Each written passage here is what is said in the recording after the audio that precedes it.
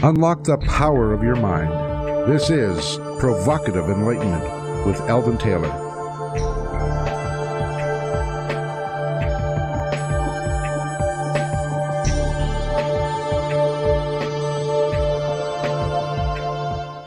Welcome and thank you for joining us today. The next hour is devoted to learning something more, not just about the world of shoes and ships and sealing wax, but about how, what, and why we believe as we do.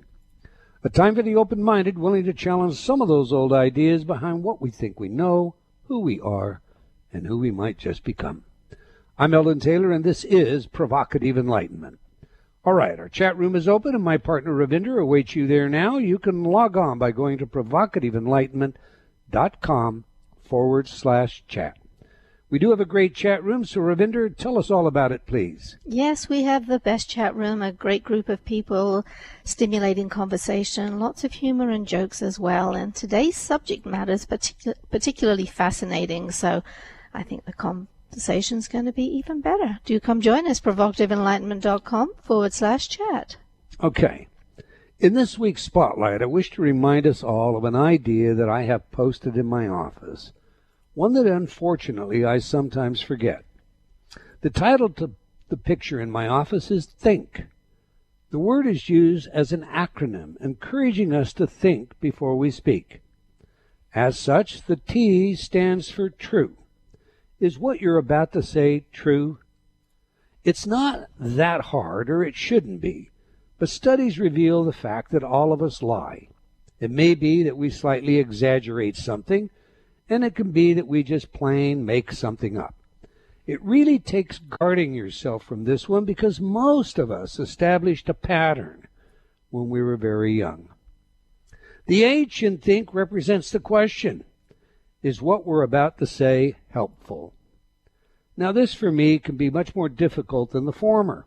I find that I often say things that are truthful, but perhaps not so helpful. I may find myself reporting on a conversation where a radio guest spoke nonsense and dribble. This is a short failing of my own and one I intend to correct.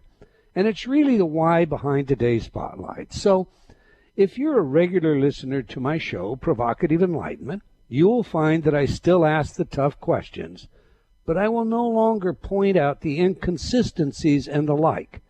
That's really for you to do. Now back to think. The I stands for inspiring. Is what you're about to say inspiring? This, too, is an issue where I admit difficulty. Some things in our world simply aren't inspiring. But I try to find a context that wraps the subject in possibilities that are inspiring. This one may be my greatest challenge. It seems that watching people get taken advantage of, or played with like they are just tiny gears in a larger machine, and are treated like expendable units of gross production, and so forth, just irks me to the point that I sometimes want to scream to the masses, wake up. Okay, the N in think refers to necessary. Is what you're about to say necessary? Certainly not all of our conversations are necessary, but if you're about to say something that might be the slightest bit negative, then this question is a great one to remember. This reminder shows me that just because you're aware of something does not mean that you have to show everyone that you are. Finally, the K stands for kind. Is what you're about to say kind? In my opinion, this one is the most important, even above not lying. There are times when a little white lie is much kinder than the truth. Kindness is in diminishing supply nowadays. Texting, posting, and the like tend to fail to express our true feelings, and as often as not, are misunderstood.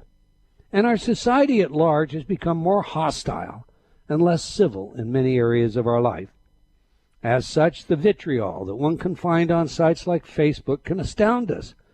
But when we listen to our world leaders, our would-be leaders, using profanities, expressing guttural references, and treating one another like they were trash, it's easy to fall in to a category where we copy the leader. The dignity of the past seems lost in today's world of instant gratification, sensation, and disposability. So today's message is think before you speak. I will do my best and hope that you will join me. Your thoughts on this one, Ravinder? I think that is just wonderful advice. It makes perfectly sense to me. I certainly try to do it all. I have certainly slipped up badly in my time, but I'm a great believer in being kind to yourself too. So yeah, there are times I've slipped up and I just make the resolution to do better next time. But you are totally correct. There is a great deal more of the kind of vitriolic speech and the hate speech. And what upsets me the most actually is that it often comes from the direction of those people who are trying to teach compassion. If you don't have the compassion and the caring and the love in their category, they can be very vitriolic about it. And that upsets me a lot. But I think it's excellent advice. Yeah, there's a great deal of spirituality in there. If you can't think of something nice to say, shut up. Mm-hmm. I think another thing that we need to pay attention to is when we're children, we tease people pretty easily. That seems to be the game. We tease one another all the time. We become adults, and sometimes we say things in jest, or we're teasing someone, but it's very hurtful. And that, too, is something that we really need to guard against. Absolutely. I've heard lots of instances where teasing has gotten out of control. The first person teases, the second one responds, and it builds up, and then it enters those waters that are nasty. Very true. All right. Every week I read some of your letters as our way of involving you while paying respect to the very important role you play in making this show successful. Last week, our show featured Leslie Botha, and we discussed her book, Understanding Your Mind, Mood and Hormone Cycle. Elizabeth wrote, "It's about time we had someone speaking up about population control, the birth control pill, vaccines, and the like, and all of the negative effects." CB wrote, "So women have cycles that mentally take them out of normal or herd thinking." What do you think of that, Ravinder? Is that true? Do you find yourself moving out of... I think women are just born out of herd mentality anyway. Okay. Sorry, I couldn't resist. All right. Moving on, Mark wrote, "According to Eldon's article on truth, the so-called relative nature of truth is about values, not scientific facts. To discuss values, we have to put them within their proper context. A value is a concept that pertains to ethics. In turn, ethics is a branch of philosophy that pertains to human choice and action. Any given ethical system will have its own code of values and designated meaning as to what a value is. The foundation of any ethical system is human nature. Are we born good, bad, or neutral? Do we have free will, or are our thoughts and actions predetermined? If our assessment of human nature is false, then the ethics which follows will also be false, including its code of values. However, if our assessment of human nature is true, then the ethics which properly reflects that nature will also be true, along with its values. If we contend that values, and hence ethics, are relative truths, then there will be no way for us to judge the merits of such values. And as the article illustrates, one value will be as good as the next. And for many, such is the case. They have either implicitly or explicitly accepted a view of human nature that lends itself to such an ethic. So in order to truly answer the question as to whether or not values and ethics are relative, we must first correctly identify man's nature. That's a very good point, Mark. And perhaps we do need to revisit the notion of what it means in the highest sense to be human, and contrast that with the lower base animal characteristics, and then decide, what do we want human nature to mean? And then we can proceed to establish some sort of universal value. Finally, Adrian wrote, "I love your show, your books, and your InnerTalk CDs. Keep doing what you do." All right, that's all the time we're going to take for letters today, but I do invite you to opine by sending your comments to Eldon, that's ELDON, at eldontaylor.com, or by joining me on Facebook. And I want to thank all of you again for your letters and comments. We truly do appreciate you. Now to this week's show. More Things You Can Do When You're Dead. That's an interesting title now, isn't it? I've got enough to do when I'm alive. Yeah, but you don't want to do nothing when you're dead, do you? I mean, okay. All right. So let me tell you a little about today's author and guest, Tricia Robertson. She's a former teacher of mathematics and physics, is a long-time term council member, past vice president, and immediate past president of the Scottish Society for Psychical Research. She is a tutor for the Department of Adult and Continuing Education at the University of Glasgow. Along with many television appearances, normally in documentaries since 1990, she has also prepared and presented many papers to the SPR international conferences over the past 20 years. She is the co-author with Professor Archie Roy of 3 published papers on the study of information provided by mediums. These papers follow a 5-year study of controlled experiments in conditions up to the triple blind. Tricia was a founding member and honorary secretary of PRISM, standing for Psychical Research involving selected mediums from 1994 to 2008. Apart from 3 published peer-reviewed papers in the Journal of the Society of Psychical Research, she has articles published in the journals of the Swedish and Norwegian Societies for Psychical Research. Tricia is passionate about the evidence gathered in various aspects of psychical research, and to quote her, does not suffer fools gladly who will not address specific evidence in any particular avenue. Close quote. Interesting. So on that, let's get her in here. Welcome to Provocative Enlightenment, Tricia Robertson. Hello, lovely to talk to you. Well, I've been looking forward to speaking to you. This is actually your second book, More Things to Do When You're Dead. Your first book was, What to Do When You're Dead. They're great compliments. They're great reads, and there's a good deal of information in there that I think, it gives rise in some sense to a bit of humor, and in other sense to really, asking some significant questions. So to begin, please tell us about who you are, how you were raised, and what led you to the sort of investigations and work you do today. Well, very simply, I was fortunately not raised up in a very religious background, which was good because I didn't have any preconceived ideas about religion or life or anything like that.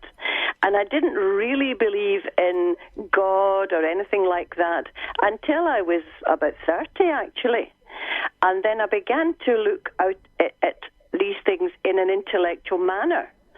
And after looking at all of the books, papers, doing my own research, I had to conclude there is something in this life after we die.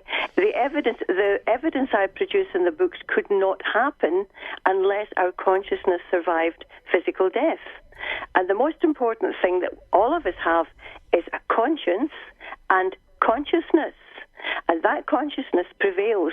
In what form, I'm not exactly sure, but you can be sure our personality does survive. My upbringing is very boring, as you say, a teacher. Everybody asks me how I got into this, and I don't know is the answer, other than an intellectual interest, to be honest. Okay. You basically challenge anyone with your statement that you won't tolerate those people that ignore the...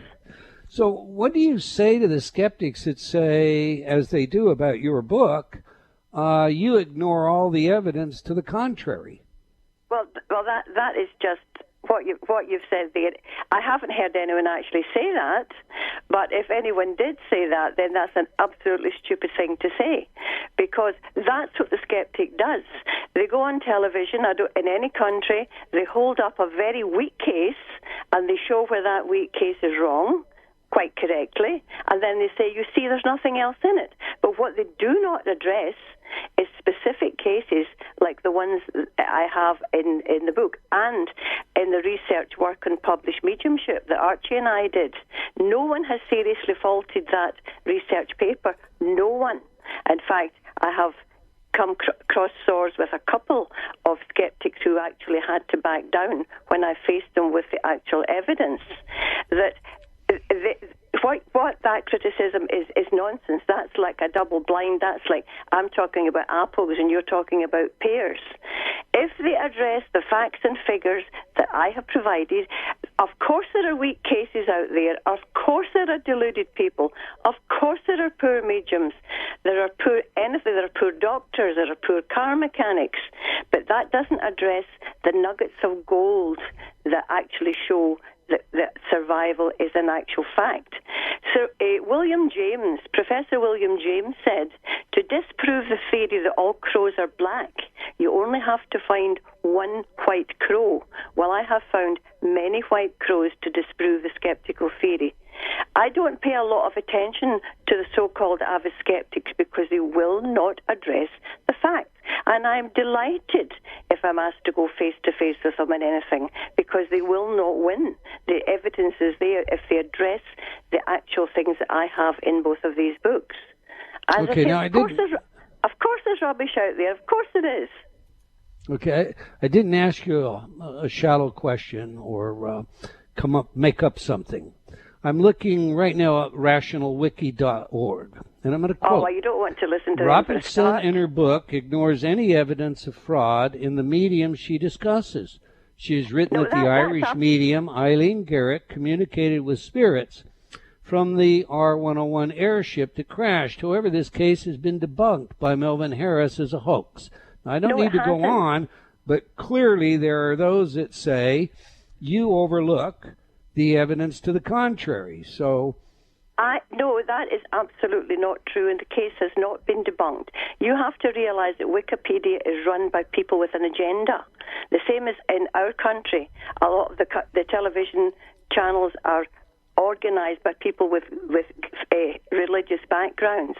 Wikipedia is not correct. In fact, the Society for Psychical Research in London is trying to set up its own encyclopedia simply because Wikipedia will never say one good thing about any piece of evidence to do with survival or psychical research. They are totally and utterly biased. I am providing good evidence that I have found myself through research and etc., etc. I'm not discussing frauds. Of course there are frauds, but the R101 was not one of them, by the way. Of course there are frauds, but that's not what I'm discussing in the books. I'm providing pragmatic evidence because I have no mediumistic bone in my body whatsoever. Wikipedia also say that I'm a medium. I am not. I'm a scientist. I'm a psychical researcher. So they can't even get that right. Okay, well, this is Wikipedia Skeptic, but it's not I mean, there are articles in the Skeptic Dictionary. There are comments by people like Michael Shermer, but let's leave that, okay? I do understand that often skeptics are not skeptics. They are cynics. Absolutely. So I think, we'll take your explanation for the moment, but let me ask you this. Have you personally ever seen or exchanged information with someone on the other side? Yes. Well, please tell us about that. Oh, well, it would be where to start. It's just there's just so much. There's just so much of it.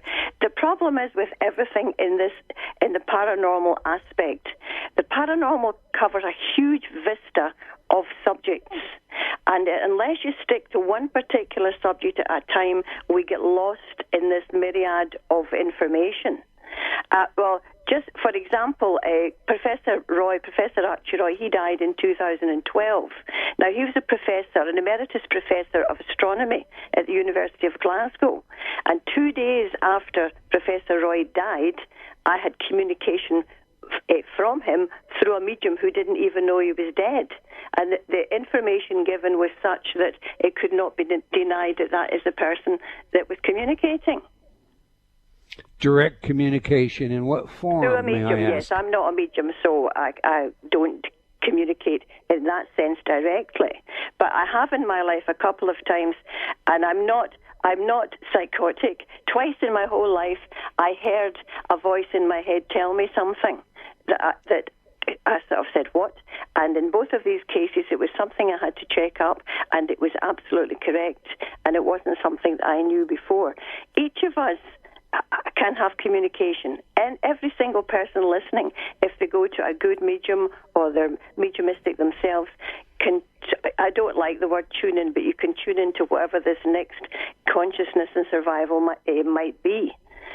The skeptics that you have mentioned are, as you say, are not skeptics. They're not scientific. Professor Roy started off as an absolute skeptic. So did Richard Hodgson, the Australian psychical researcher. He started off investigating mediums in a very skeptical manner, but had to conclude after all of the years he studied that there was indeed survival. Anyone with a scientific brain who will look at the evidence will need to come to that conclusion. It's as simple as that. If they don't, then their mind is closed off, and there's no trying to persuade them because they will not listen. One of the arguments, and just to play a little bit of devil's advocate here, if I may, one of the arguments to support the notion that mind is not a local event, ergo, we survive, our consciousness survives, or something, goes to the root of Carl Jung's idea of the collective unconscious. Oh, yes, so in very other words, much so. So in other words, we all, have the ability from time to time to tap into this collective, and Correct. maybe inspiration comes that way, or maybe we're guided in some unconscious sense to a serendipitous this, that, or the other, all because there is this, as Rupert Sheldrake might say, M field, mind, yes, M-I-N-D yes. field, okay? All right, so is it possible that you're... Inspiration. Sorry, on you go. So is it possible that your message, this information that you receive, that you hear from this voice inside, is really coming from a mind field as opposed to coming from the astronomer who just passed? Yes, you're quite correct. And that's what everybody has to be careful of. You're quite correct that the information I received could be from some collective unconscious. I call it a digital library, for want of a better word. But the information, when it is directly from a discarnate personality, you will get their personality. It will come in the form, in the words that they would use from a third party, ergo a medium who doesn't even know the person. And there is a difference in what you can communicate with, absolutely. You'll get some people who say they're psychics.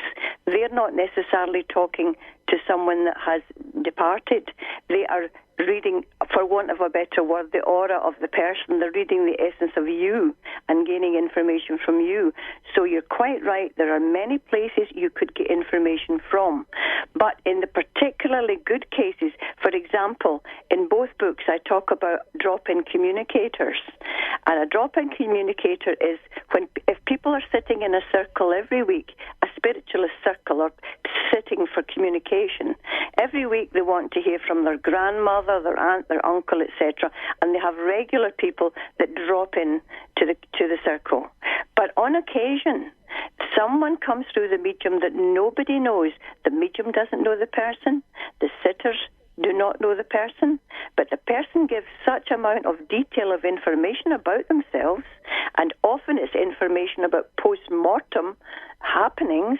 They give such information that they can be checked up on later, and someone can go and find out that that person really did exist and what they said was absolutely true. Dr. Alan Gauld made a study of this in 1970s, and he wrote a wonderful document on the drop-in communicator. And after reading that, then you certainly have to get your mind working as to where that information came from. The only people that had that, the only person that had the information was the person who was now dead. Interesting. And now your book, and if I am interpreting you correctly up to now, suggests that you believe the personality of an individual is more or less fixed. When they cross over, you recognize these people because their personality doesn't change. Okay, look, we've got a break coming up.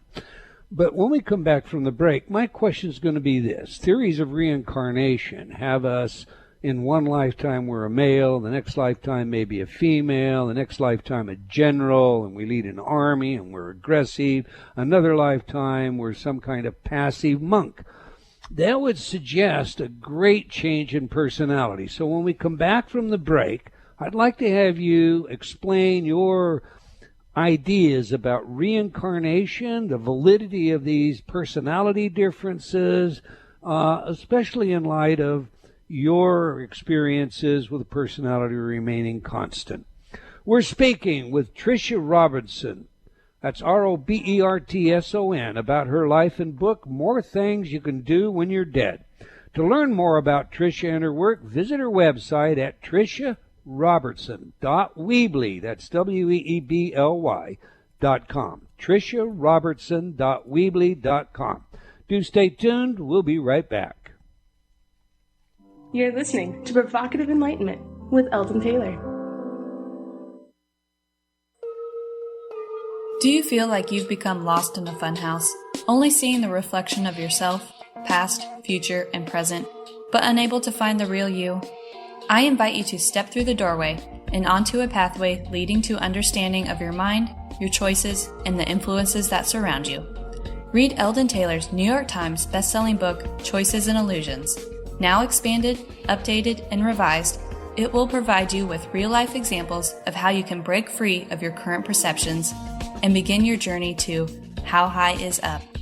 Get your copy today from all bookstores or online from Amazon.com or Barnes & Noble.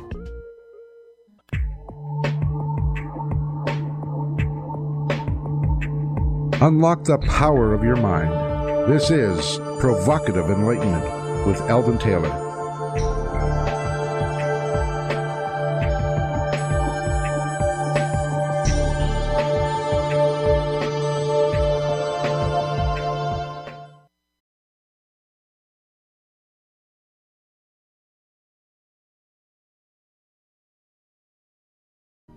Welcome back. If you just joined us, we're chatting with Tricia Robertson about her life and book, More Things You Can Do When You're Dead. Now we ask our guests for their favorite music that has some genuine significance to them. Music psychology is a new hobby of mine. In fact, I'm going to be working up a book here pretty quick on just how music does influence your personality. And it's a field of research with practical relevance in many areas, including investigations of human aptitude, skill, intelligence, creativity, personality, and social behavior. So, we just played some of Imagine by John Lennon. Now, we ask our guests to give us these songs, and one day, you know, their song and who they are is going to end up in this book, because we often get some very interesting self-disclosure. So, Tricia, tell us, how does this song instruct us about who you are? Why is it important to you? Well, when asked, I was put in a position to choose a song, and you were speaking earlier, just before I came on, about who we are as human beings. How did we want human beings to be? How do we want to treat each other? And I like to think that what I do proves evidence and gives hope for us as human beings for the future, that things will go on. And if you read the books, obviously we can't discuss it all, you will find from the books it all depends on how we treat each other while we're here, where you will end up when you eventually go over to another realm of consciousness. There'll be different levels of consciousness for different people. And I think that John Lennon's song actually, it gives me shivers down my back. It just has that ring of truth to it. Imagine there's no heaven, even if I try. What a dire thought. But within that thought, there's the positivity. Yes, there is something there. And it all goes back to us as human beings, what we feel.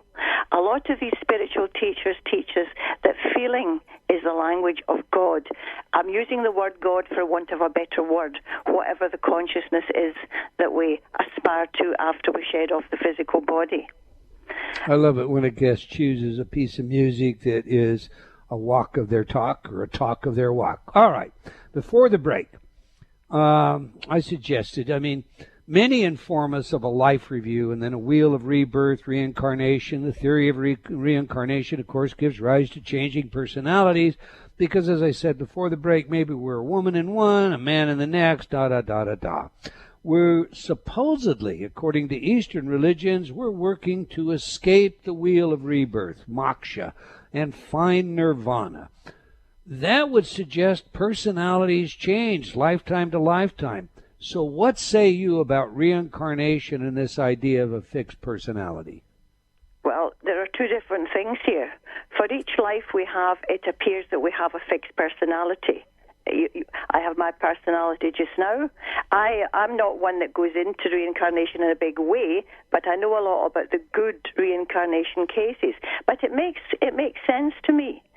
There's a spiritual teacher called Silver Birch. I don't know if you know the work of Silver Birch at all. Silver Birch's teachings are so down to earth, practical. It's very hard to argue with them. It's like an Eastern form of theory, only done in a very westernized way. If we have a soul, each of us has a soul, and only part of that soul is manifesting in Eldon Taylor just now. Part of Tricia Robertson's soul, or part of the soul is my soul is manifesting as Tricia Robertson, a female. But then, if we take the case, one of the cases in the book, Purnima, who was a little girl in India. Purnima was a very bright little girl, but she remembered her life as a man, Dayananda, in another life, in a different place, in a slightly different religion. Now, if Eldon Taylor is learning in this life now, Tricia Robertson's learning in this life now, and then we go back to our whole soul, wherever that might be in the consciousness, then another part of the consciousness breaks off and reincarnates in another physical body. You see, we give such sway to our physical bodies, but the physical body is only a tool. It's like your laptop, but the software is your soul that's operating the laptop as far as we're concerned. And it makes perfect sense to me that you would have a life, as you say, as a lovely soft person, as someone not so nice, maybe someone that's got a bit of badness in them, or someone who's downright bad. And all these experiences go back into the whole soul of what we'll say is Eldon Taylor or Tricia Robertson. And it's only when you get all aspects of life and living life. Now, don't ask me what the purpose of life is, because I don't know. Nobody knows. The Eastern religions covered it very well. You're supposed to learn, you're supposed to grow, you're supposed to lighten up your consciousness until you get to a stage where you do not need to come back again in a physical body, and you continue your soul's journey wherever that other place might be. So it makes perfect sense to me that each of these people has a personality. The little girl Purnima, who was a lovely little girl, she remembered her life as Dayananda, and she said to her mother, don't tell anybody who I was, because I had more than one wife when I was a man. She was well aware of what her personality did the last time, although she was just a nice little girl now, working for her parents. In this modern day, she's still alive. She's still ongoing on that one. So none of these questions are easy. We're trying to solve the world and all its problems in 5 minutes, and we can't. We're just trying to get a handle on some of the pragmatic evidence that would lead us to think that when we die, we don't. Part of us lives on. Okay, let me send this theory by you. I've heard it said by some mystics that, as you indicate, the Eldon that's here, the Tricia that's there, that's only a part of the soul. That the soul actually can incarnate in multiple dimensions simultaneously. And that indeed it may even incarnate as an animal. And that further, say let's say the Thomas Edison of Thomas Edison is still available to a medium, even if Thomas Edison is currently incarnated as Martha Mitchell. Follow me? Is there any gravitas to that based on your own work and research? Well, what you're saying is Thomas Edison's dead, obviously, and a part of him has reincarnated as Martha Mitchell. But a medium could still get information from Thomas Edison on the other side. I believe that is possible. I have no evidence for that, but I don't see why that would not be possible. So, and then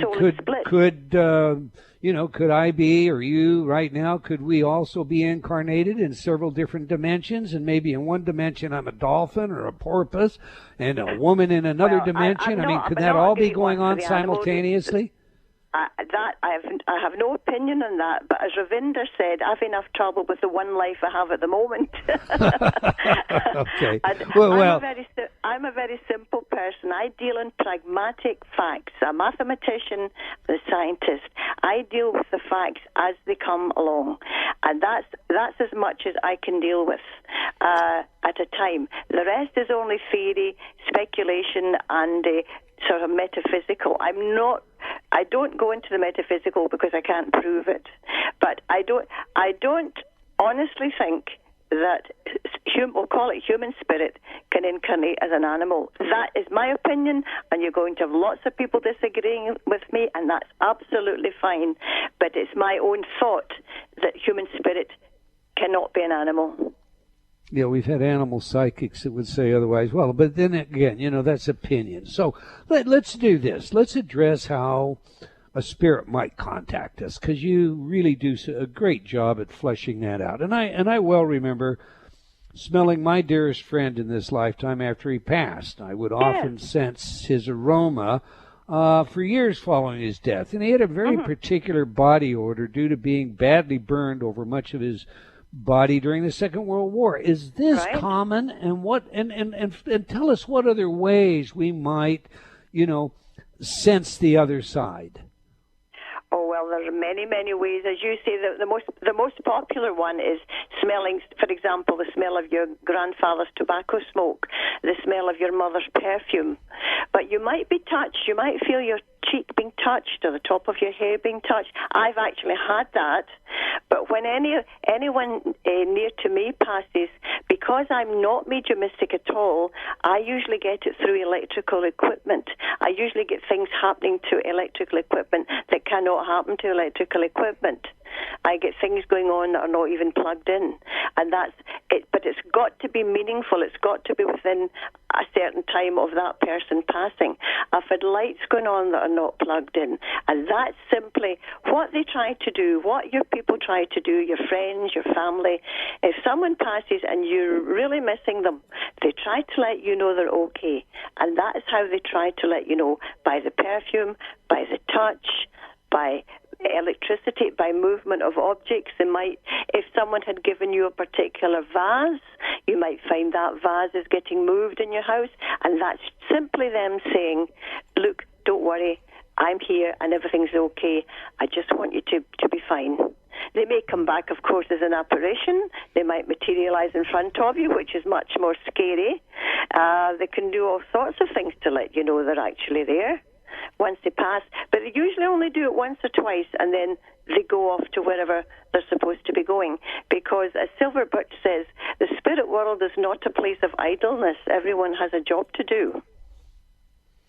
When you say lights, I remember the lights in my office at a given point in time, just, flashing intermediately, and it would coincide with, exactly what you just described. And my dear friend, who was alive at the time, was also an engineer and a hard scientist, and he said, what is that? And I had the sense of what it was because I could think, and then the lights would, blink.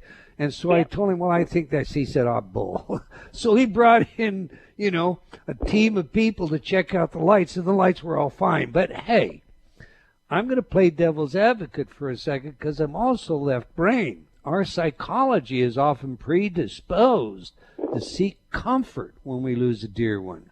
So is it possible that we're interpreting these... I wasn't thinking about it. Say that again, I'm sorry. Anything that's happened to me has happened at a time when I wasn't even thinking about anything like that at all. I've been busy doing something else. And when it's electrical equipment and you're coming into a room, you're not even thinking about these sort of things. But some people can actually hear the voice. Well, of course, there's no proof if no one else is there, and that is my watchword.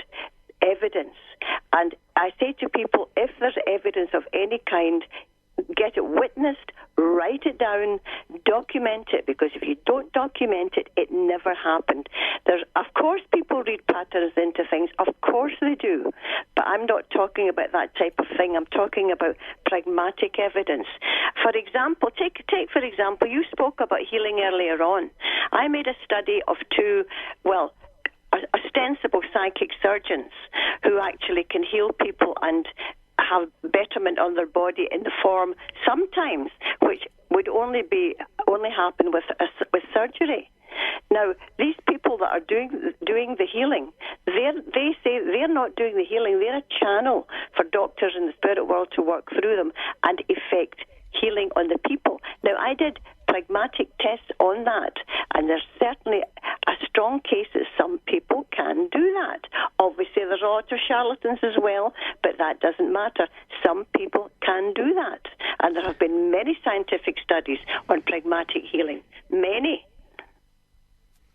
When you say pragmatic, you're using the word differently than I'm familiar with. So what exactly do you mean by pragmatic healing? Well, it's like empirical. It's a fact. Pragmatic refers to, it works.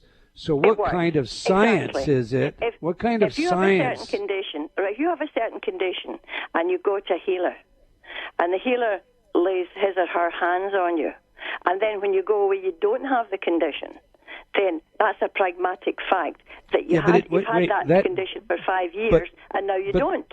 But that doesn't explain the mechanism at all. Oh, it doesn't. Is this a psychological healing? I mean, there are folks that will make a little doll and begin to stick it with pins, and people will die as a result of that. And that, too, is documented. But we don't believe that the pins are actually killing someone. It's the belief of the person on the other side. And that's the question I come to. How much of this is based on our perception, our desire, our will to have it work, to see it a certain way? Well, some of the cases I speak about is the patients are children who are sleeping during the healings, and they don't even know they've had a healing, and yet they get better the next day. So what you're saying is correct, and this is what I was saying earlier on. It's such a vast topic that we have to compartmentalize what we're talking about. Yes, thoughts are very important things. In fact, thoughts are the strongest weapon that each of us have. That is why we have to guard our thoughts. But also remember that all thoughts that come into your mind are not necessarily your own thoughts. Someone might be sending you those thoughts. And that is why, another reason why we should have to behave like normal, kind human beings, as you were speaking about earlier on. If we don't do that, then we're snookered. The world is not going to be anymore if we're all going to be horrible to each other. But thoughts are very, very powerful things. But in the doll situation, the person has to know that someone else is sticking pins in a doll, and then they affect themselves. That's a different thing entirely. It's quite different, the cases I talk about. Quite different. Okay, well, let's do this. Tell me about your triple-blind study, because that probably will flesh this out better than anything else.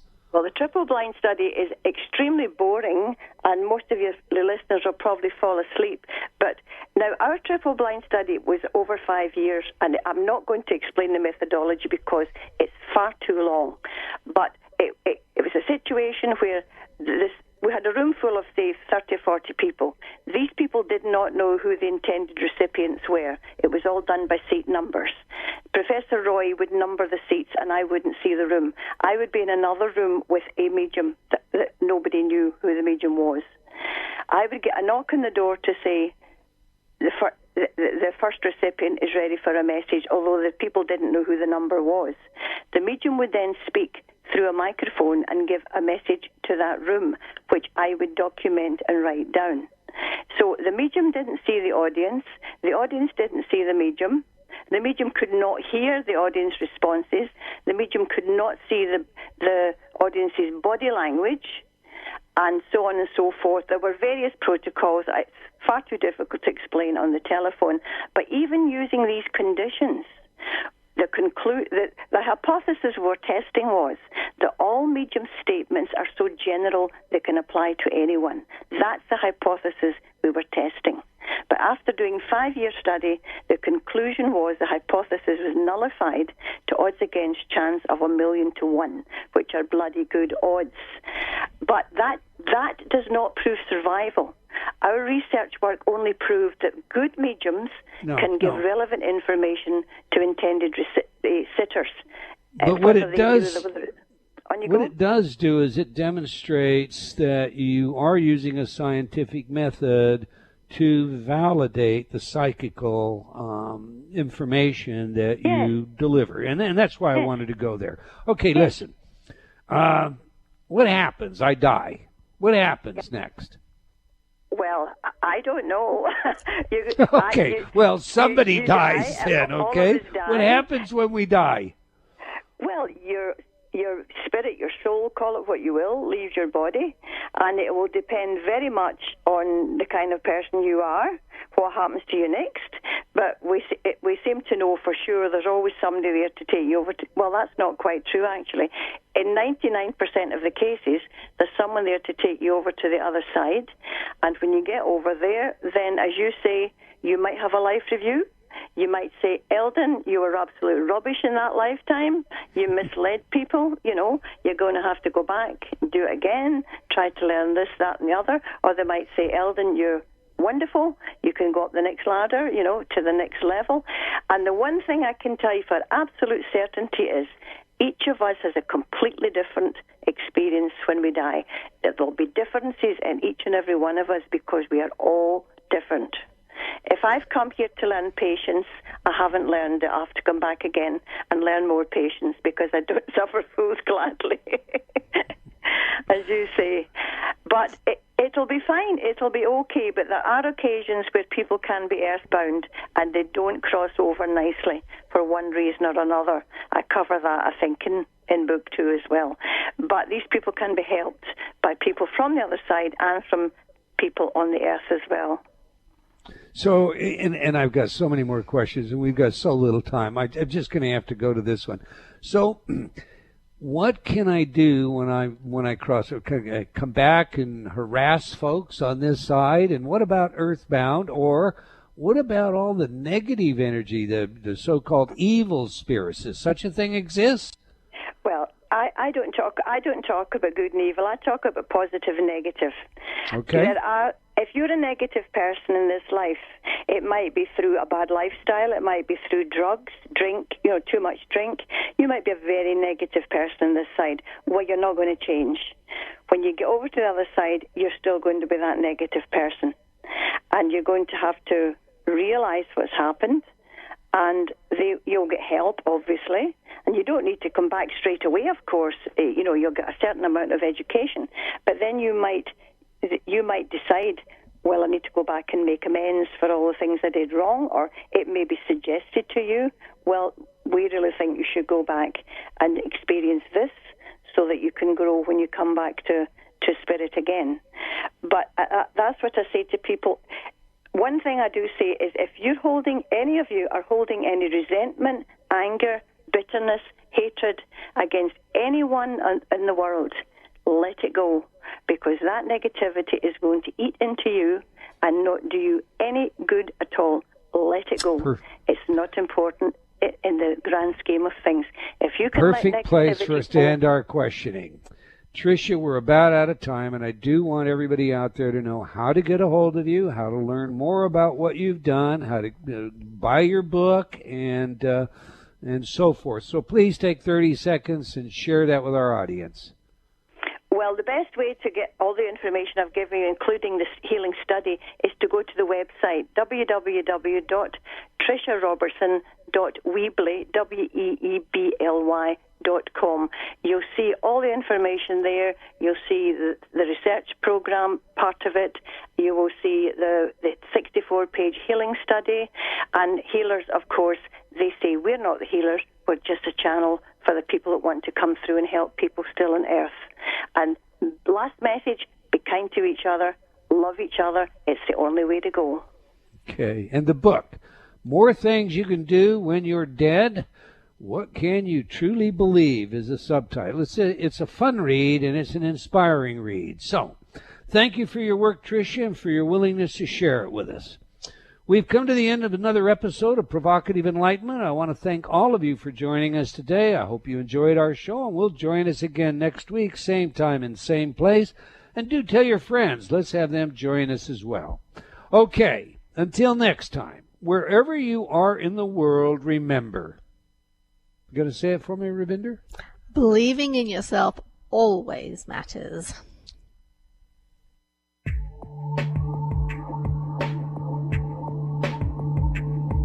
Provocative Enlightenment has been brought to you by Progressive Awareness Research and other sponsors. Provocative Enlightenment is a syndicated show and appears on other networks. For a schedule of show times, visit provocativeenlightenment.com. If you're interested in becoming a sponsor, write to Eldon at eldontaylor.com.